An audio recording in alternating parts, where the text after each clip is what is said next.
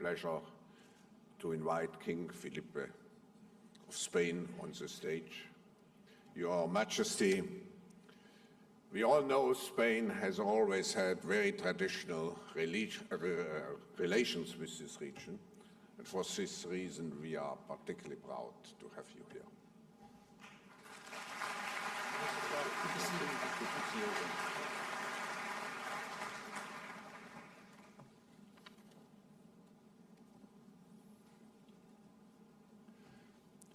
Your Majesties, the King and Queen of Jordan, Your Excellency, President of Iraq, Your Excellency, President of Niger, Your Excellencies, Heads of State and Government, Your Royal Highness, Prince Hussein Al Abdullah, President of the World Economic Forum, and Mrs. Schwab, High Representative Mogherini, good to see you here, Ministers, Ambassadors, ladies and gentlemen.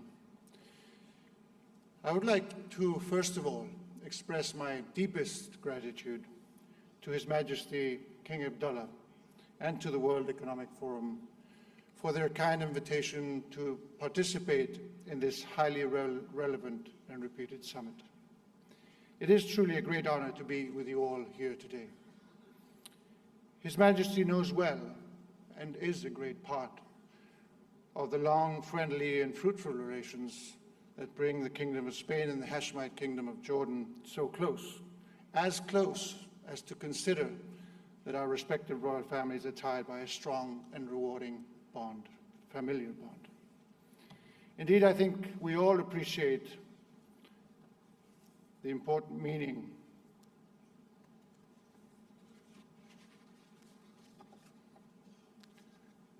I do feel very privileged to be here beside Your Majesty and Queen Rania, and to address the opening ceremony of this World Economic Forum meeting you host here since a few years in the Jordan Valley by the Dead Sea. Allow me to congratulate you for your leadership in making this, once again, a key moment of the ongoing debates focused on the Middle East and North Africa that take place worldwide. This great meeting also owes tribute, of course, to the hard work and good work of Professor Schwab and his team in partnership with the KFD, King Abdullah Fund for Development. So I'm quite sure of its success.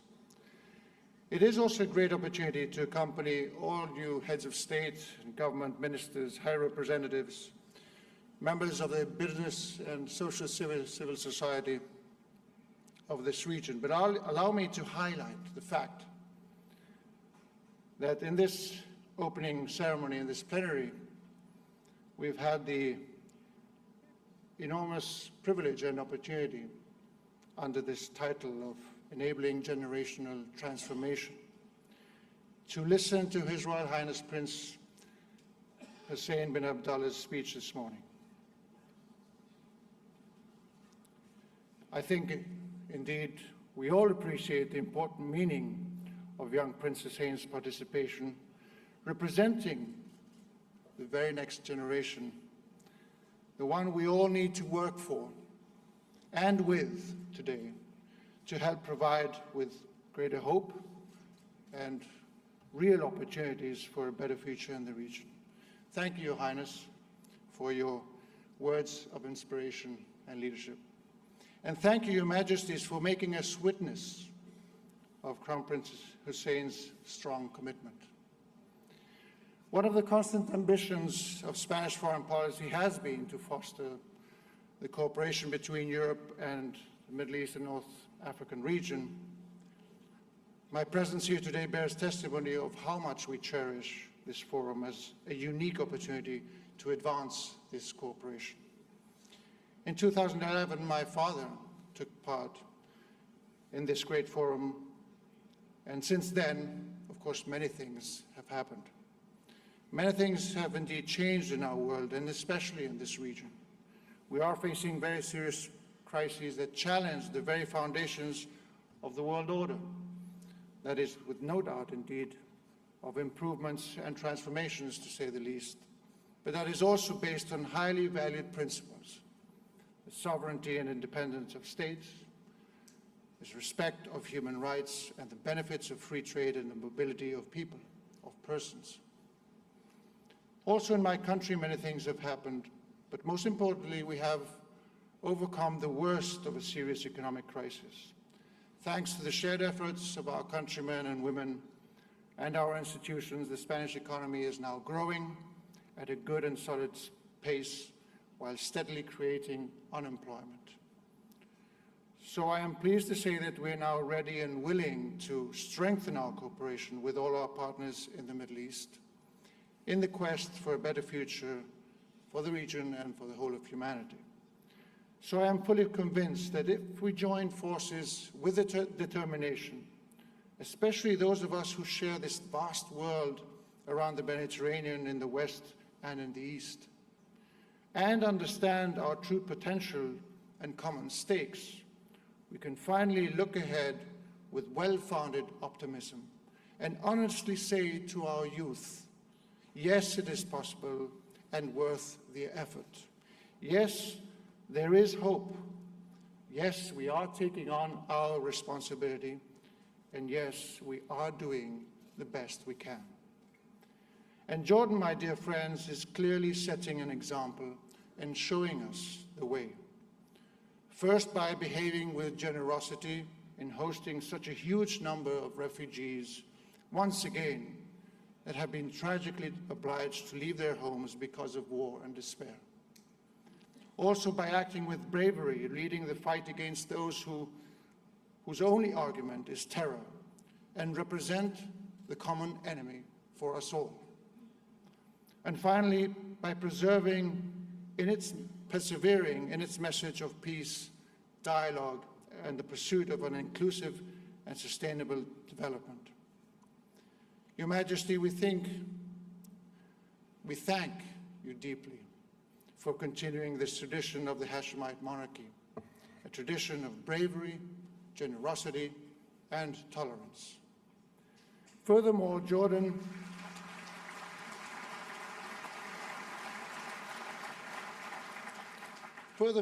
is an example of constructive engagement with the whole international community. In Spain, we know it well.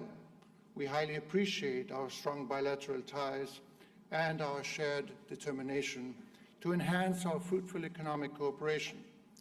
Spanish companies are here to stay, wishing to be part of a bright future for this country. They are, I am pleased to say, already present in Jordan and growing in numbers. Certainly in the energy sector, but also companies that have a great interest in areas such as desalination, water treatment, and transport infrastructures. This forum provides us with the opportunity to share views and experiences, to work together, government, civil society, and the private sector, to create economic and social conditions for a wider and stronger shared prosperity. Shared prosperity. In our world today, security is a shared or common need. And we are constantly struggling to find the way to be more effective in providing it. We cannot isolate the threats nor the challenges we face, nor can we deal with them on our own, since they are more pervasive and agile than ever, travel faster and ignore all national or regional boundaries. So likewise, we should really move ahead and find more powerful and adequate ways to also share prosperity.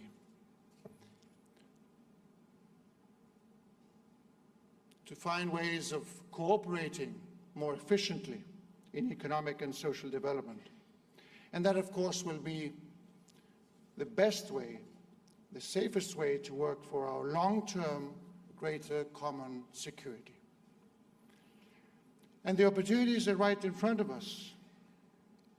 There's clearly a new revolution. Your Highness has obviously made a strong point on that, given your youth.